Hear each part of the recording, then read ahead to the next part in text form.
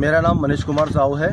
मैं राजगढ़ निवासी एक गल्ला व्यापारी हूँ और गल्ले के व्यवसाय के हिसाब से मैं खिलचीपुर आता जाता रहता हूँ। श्रीमान, ये घटना है 24 अगस्त दिन शनिवार दोपहर 3 बजे की। मैं बस स्टैंड पर मेरे गल्ले के कार्य से कुछ काम कर रहा था, तभी मैंने देखा कि कुछ लोग पीडीएस के चावलों की परिवहन कर रहे हैं और मेरे कुछ मित्र पत्रकार वगैरह हैं जो इस कार्य में हैं, तो मैंने उनके लिए छोटी सी क्लिप बनाने की सोची। मैं श्रीमान जी क्लिप बना ही रहा था कि उन लोगों ने मुझे देख लिया और देखने के बाद उन्होंने मेरा पीछा किया। पीछा करने के चलते ही मैं जैसे ही छापड़ा नाका पर पहुँचता हूँ, मेरे ऊपर 8-10 लोग हमला कर देते हैं लाठी लात घूंसों से और मुझे सर जानवर से बुरी तरह से मारा जाता है। मेरे शरीर पर अनगिनत चोटों के निशान आए हैं। उसके बाद चलो मुझको वहाँ से बंधक बना के ज़बरदस्ती अपनी मोटरसाइकिलों पर बिठाकर छापड़ा रोड स्थित कुआखेड़ा गांव पे मेरे को ले जाके एक कमरे में बंद कर दिया गया एवं मेरे साथी मुकेश तंवर जो मेरे साथ था, हम दोनों के मोबाइल उन्होंने छीन लिए गए, जिससे कि हमने वीडियो क्लिप बनाई थी।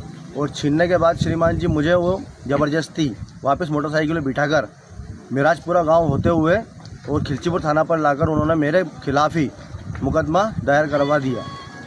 मैंने टीआई साहब से अपनी चोटों का आह्वान देते हुए उनसे कहा, श्रीमान जी आप हमारी भी सुनिए, हमारे प्रति भी देखिए, पर लेकिन उन्होंने पता नहीं क्यों राजनीतिक दबाव के कारण हमारी एक ना सुनी एवं हमें हमारे निर्वस्त करके लॉकअप में हमारे को अंदर बंद करवा दिया गया एवं उनकी सुनते रहे और उनके हिसाब से ही पूरी कार्रवाई चलती रही और हमें बिल्कुल नज़रअंदाज करते हुए थाना प्रभारी ने लॉकअप में डाल दिया। हम रात भर लॉकअप में रहे श्रीमान जी और सुबह पहली 7-8 बजे करीब हमें जेल भेज दिया गया।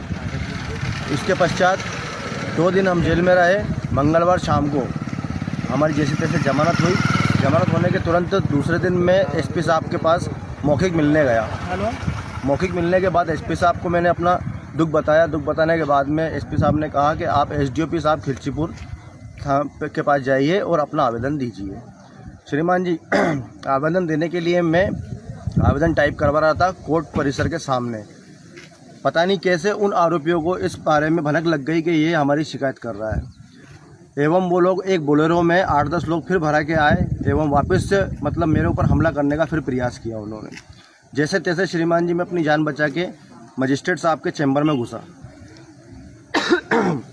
मजिस्ट्रेट साहब से मैंने हाथ जोड़ के निवेदन किया कि श्रीमान जी, जिन लोगों ने मेरे खिलाफ एफआईआर करवाई है वही लोग मेरे साथ वापस मारपीट करने के लिए बाहर खड़े हुए हैं। मजिस्ट्रेट साहब ने एक बाबू को भेजकर उन लोगों को समझाने का प्रयास किया पहले तो, लेकिन वो फिर भी नहीं गए।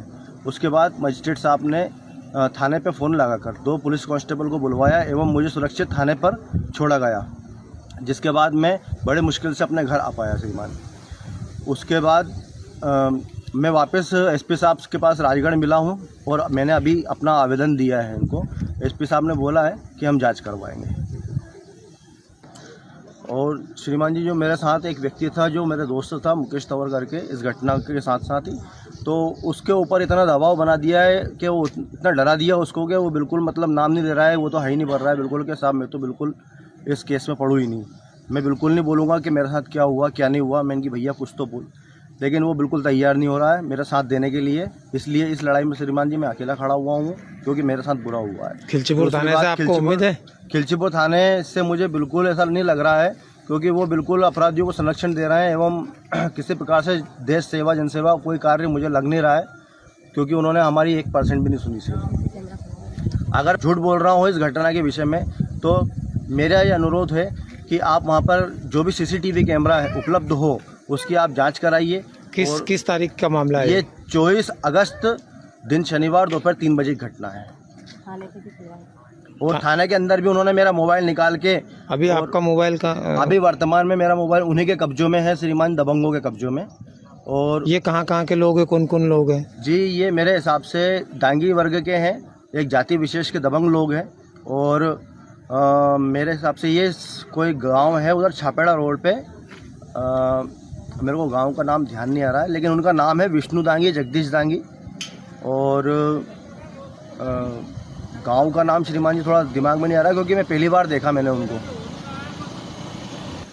जी श्रीमान, मैं एसपी महोदय से निवेदन करने आया हूं कि जो मेरा मोबाइल उनके कब्जे में है वो मुझे मोबाइल वापस दिलाया जाए एवं मैंने प्रशासनिक कार्य में सहयोग देने की कोशिश की है क्योंकि पीडीएस के चावलों का परिवहन एक कानूनन अपराध है और मैंने उसके खिलाफ कुछ करने की कोशिश की और उल्टा ही मेरे साथ आपराधिक कार्रवाई करके मुझे अंदर कर दिया।